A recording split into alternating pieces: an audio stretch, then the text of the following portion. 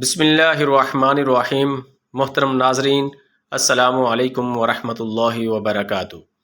نحمدہ ونصلی علی رسولہ الکریم، اما بعد، اعوذ باللہ من الشیطان الرجیم، بسم اللہ الرحمن الرحیم۔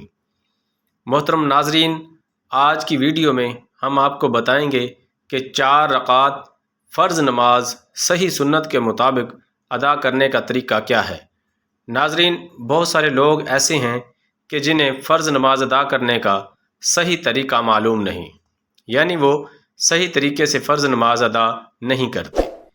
آج کی اس ویڈیو میں ہم لوگ 4 رکعت فرض، یعنی 4 رکعت ظہر کے فرض، یا پھر 4 رکعت عصر کے، یا پھر 4 رکعت عشاء کے فرض ادا کرنے کا صحیح طریقہ جانیں گے کہ اگر کوئی شخص اکیلے تنہا یہ فرض نماز ادا کرتا ہے تو اس کے پڑھنے کا صحیح طریقہ کیا ہے، اور یہ جو طریقہ ہے مرد عورت دونوں کے لیے ایک ہی ہے۔ آئیے جانتے ہیں 4 رکعت فرض ادا کرنے کا صحیح طریقہ کیا ہے۔ دیکھیں، سب سے پہلے ہم نیت کریں گے جو ہم نماز پڑھ رہے ہیں۔ مثلا اگر ہم 4 رکعت ظہر کے فرض ادا کر رہے ہیں تو اس کی نیت اس طرح کریں گے کہ میں نے نیت کی ظہر کے 4 رکعت فرض نماز کی واسطے اللہ تبارک و تعالیٰ کے، منہ میرا کعبہ شریف کی طرف، اور نیت جو ہے اصل دل کا پختہ ارادہ ہے۔ زبان سے الفاظ ادا کر کے نیت کرنا یہ مستحب ہے، اصل نیت دل کا ارادہ ہے۔ معزز ناظرین، نیت کرنے کے بعد ہم تکبیر تحریمہ کہہ کر نماز شروع کریں گے۔ اللہ اکبر کہتے ہوئے ہاتھ باندھ لیں گے۔ سب سے پہلے ہم ثنا پڑھیں گے، یعنی سبحانک اللہم وبحمدک مکمل۔ ثنا پڑھنے کے بعد پھر ہم اعوذ باللہ من الشیطان الرجیم، اس کے بعد پھر سورۃ فاتحہ کی تلاوت کریں گے۔ مکمل سورۃ فاتحہ پڑھنے کے بعد پھر کوئی سورت ملائیں گے، یعنی جو بھی آپ کو صورتیں یاد ہیں ان میں سے ایک سورت آپ یہاں پر پڑھ سکتے ہیں، لیکن ترتیب کا لحاظ رکھنا یہ ضروری ہے، یعنی جو صورت آپ نے پہلے پڑھی ہے دوسری رکعت میں اس سے اگلی صورت ہونی چاہیے، اس سے پچھلی صورت نہیں ہونی چاہیے۔ صورت ملانے کے بعد رکوع کریں گے، رکوع کی تسبیح پڑھیں گے، پھر رکوع سے کھڑے ہوں گے، سمیع اللہ لمن حمدہ، پھر دونوں سجدے کریں گے، اور اسی طرح تسبیحات وغیرہ پڑھ کر یہ ہماری 1 رکعت مکمل ہو جائے گی۔ اب جب ہم دوسری رکعت کے لیے کھڑے ہوں گے تو سب سے پہلے دوسری رکعت میں بسم اللہ الرحمن الرحیم پڑھیں گے۔ اس کے بعد سورۃ فاتحہ کی تلاوت کریں گے۔ سورۃ فاتحہ کی تلاوت کرنے کے بعد پھر کوئی سورت ملائیں گے۔ سورت ملانے کے بعد رکوع کریں گے، رکوع کی تسبیحات، پھر سمیع اللہ لمن حمدہ ربنا ولک الحمد، پھر دونوں سجدے کریں گے، سجدے کی تسبیحات پڑھیں گے۔ دونوں سجدے کرنے کے بعد پھر قاعدہ اولا بیٹھیں گے، یعنی ہم التحیات بیٹھیں گے دوسری رکعت میں، اور اس میں ہم مکمل تشہد پڑھیں گے۔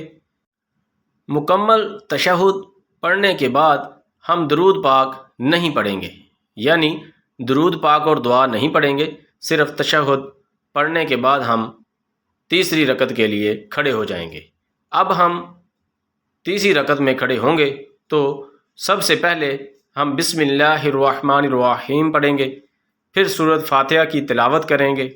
سورۃ فاتحہ کی تلاوت کرنے کے بعد پھر اب ہم کوئی سورت نہیں ملائیں گے، بلکہ سورہ فاتحہ مکمل کرنے کے بعد ہم رکوع میں چلے جائیں گے۔